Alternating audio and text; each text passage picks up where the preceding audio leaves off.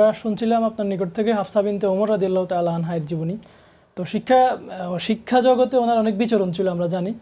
তো শিক্ষা জগতে ওনার যে বিচরণ ছিল এ সম্পর্কে যদি একটু বলতেন স্যার। জি, আপনাকে ধন্যবাদ। আমি আগের ঘটনার একটু দর্শকদের জন্য বলতে চাচ্ছি যে উমর রাদিয়াল্লাহু তাআলা আনহু যখন তার মেয়েকে আবু বকর এবং উসমানের কাছে প্রস্তাব দিয়েছিলেন এবং যখন রাসূল সাল্লাল্লাহু আলাইহি হাফসাকে বিয়ে করলেন 400 দিরহামের মহারণার বিনিময়ে, তখন বিয়ে সম্পন্ন হয়ে যাওয়ার পর আবু বকর এসে বলছেন এবং ওসমান এসে বলছেন যে আমরা একদিন রসুলকে আপনার মেয়ে নিয়ে আলোচনা করতে শুনেছি, এই জন্য আমরা ভেবেছি যে রাসূলুল্লাহ সাল্লাল্লাহু আলাইহি ওয়াসাল্লাম আপনার মেয়েকে বিয়ে করবেন।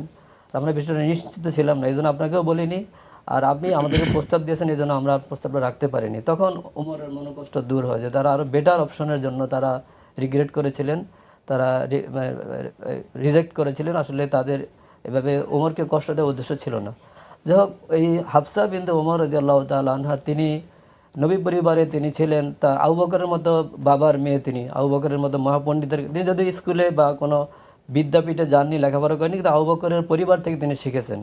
এবং তার স্বামী ছিল মহানবী সাল্লাল্লাহু আলাইহি সাল্লাম, সেই নবী থেকে ছিলেন, যিনি বলছেন যে বয়স্তু মুআল্লিমান, তিনি জগতের সর্বশ্রেষ্ঠ শিক্ষক ছিলেন।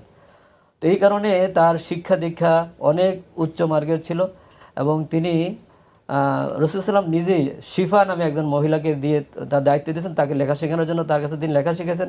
এবং শিফা জাহিলি যুগে ঝাড়ফুঁক জানতেন, দোয়া করতেন। এবং একদিন তিনি রসুলের কাছে বলছেন যে আমি এই দোয়াটা জাহিলি যুগে করতাম। রসুল বলছেন ঠিক আছে, এটা ঠিক আছে, তুমি এটা হাফসাকে শিখিয়ে দাও। তখন শিফা হাফসাকে দোয়া শিখিয়ে দিয়েছেন। এবং হাফসা রাদিয়াল্লাহু তাআলা আনহা তিনি 60টি হাদিস বর্ণনা করেছেন। এর মধ্যে 4টে হাদিস মুত্তাফাক আলাইহি এবং 6টি হাদিস ইমাম বুখারী এককভাবে তার 6টি হাদিস বর্ণনা করেছেন। তো এই জ্ঞান বিজ্ঞানের জগতে এবং তাদের পারিবারিকভাবে তিনি এত শিক্ষিত ছিলেন। রাসূলুল্লাহ সাল্লাল্লাহু আলাইহি ওয়াসাল্লাম একদিন বললেন যে আমার মনে হয় যে যারা বদরের যুদ্ধে অ্যাটেন্ড করেছে এবং যারা হুদাইবিয়া অ্যাটেন্ড করেছে, যোগদান করেছে, তারা জাহান্নামে যাবে না।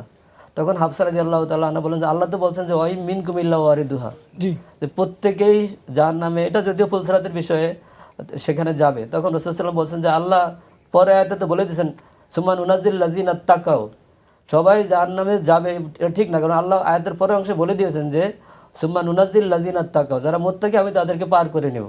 তো এই ধরনের একাডেমিক আলোচনা, মানে কোরআন নিয়ে তিনি তার স্বামীর সাথে কথা বলছেন, যার পর কোরআন নাজিল হয়েছে, এর দ্বারা বোঝা যায় যে তার জ্ঞান গরিমা কত বেশি ছিল।